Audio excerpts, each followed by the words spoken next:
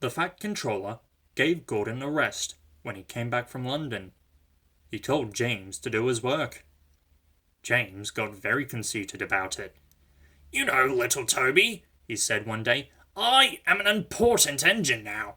Everybody knows it. They come in crowds to see me flash by. The heaviest train makes no difference. I'm as regular as clockwork. They all set their watches by me. Never late. Always on time, that's me." "Oh, says you," replied Toby cheekily. Toby was out on the main line. The Fat Controller had sent him to the works.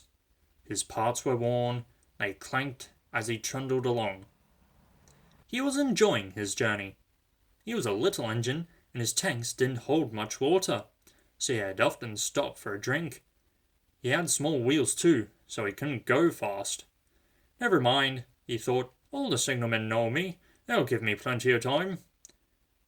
However, a new signalman had come to one of the stations.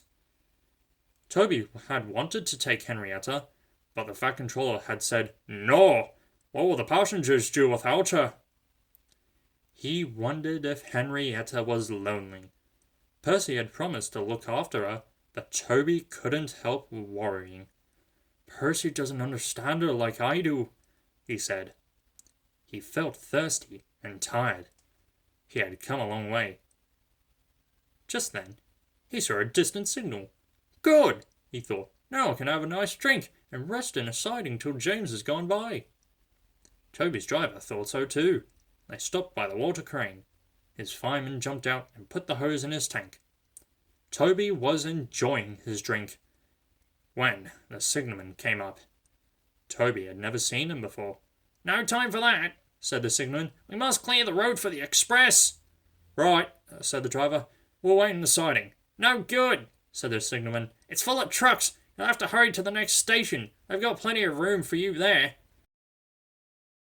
Poor Toby clanked away sadly. "I must hurry. I must hurry," he panted.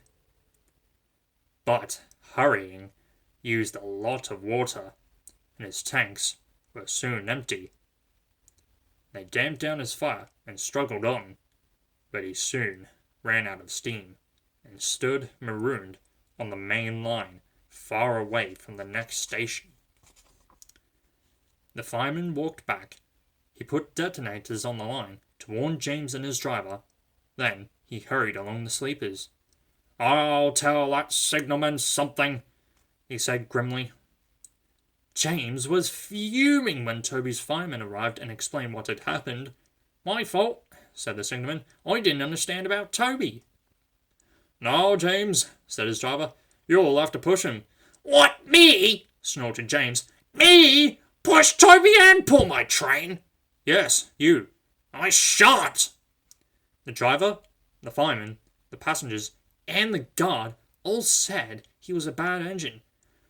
All right, fine," grumbled James. Came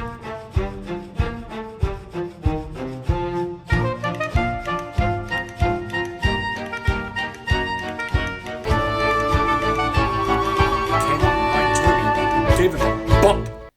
"Hey, get on you," he said crossly. James's driver made him push Toby all the way to the works. "Serves you right for being cross," he said. James had to work very hard when he reached the workstation. He felt exhausted. Some little boys ran along the platform. "Two," said one. "The express is late.